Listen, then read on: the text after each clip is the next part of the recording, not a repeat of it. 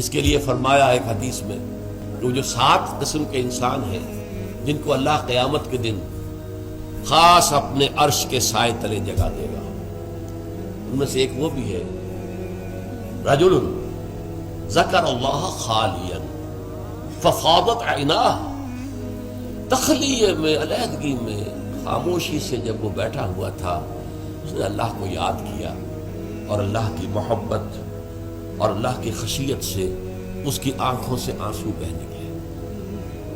یہ اللہ کا ہجر ہے، یہ جو زندگی ہے یہ اللہ سے ہمارے ایک ہجر کا ذریعہ ہے، پردہ پڑا ہوا ہے ہمارے اور رب کے درمیان، غیب کا پردہ پڑا ہوا ہے۔ اسی لیے آپ نے دیکھا حضور پر کہ جب کیفیت تھی اللہم فی الرفیق الاعلی، بس اب مجھے اس دنیا سے کوئی غرض نہیں ہے، رفیق اعلی اللہ تعالی، اللہم فی الرفیق الاعلی۔ اب تو بس یہ جو بھی، حالانکہ حضور کے لیے تو اس دنیاوی زندگی میں بھی حضوری ہی حضوری تھی۔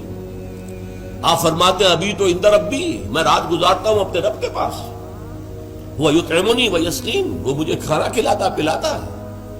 اس لیے کہ جب آپ روزے رکھتے تھے 2 دن کا روزہ، 3 دن کا روزہ، کہ شام کو افطار نہیں کیا بلکہ وہی روزہ رات میں بھی چل رہا ہے، پھر اگلے دن شروع ہو گیا وہ روزہ چل رہا ہے 2 دن 3 دن، اس کو صوم وصال کہتے ہیں۔ صحابہ کو آپ نے سختی سے روک دیا، مت، ہرگز نہیں۔ جب انہوں نے کہا حضور آپ کرتے ہیں، آپ ہمیں کیوں روک رہے ہیں؟ فرمایا ایکم مثلی، تم میں سے کون ہے مجھ جیسا؟ ابھی تو عند ربی، میں تو اپنے رب کے پاس رات گزارتا ہوں، وہ یطعمنی ویسقین، وہ مجھے کھانا کھلاتا پلاتا ہے۔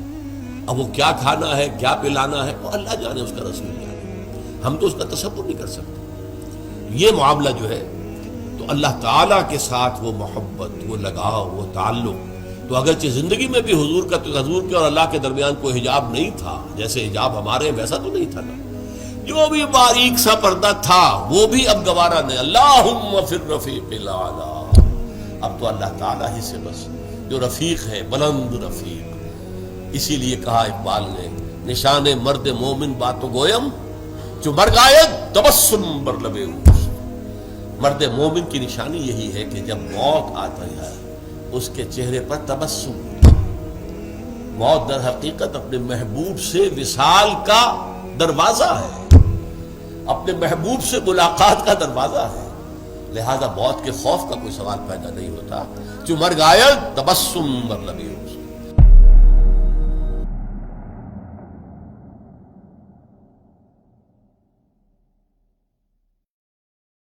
دین کی بات پھیلانا صدقہ جاریہ ہے، ثواب کی نیت سے ویڈیو کو شیئر ضرور کیجیے۔ جزاک اللہ۔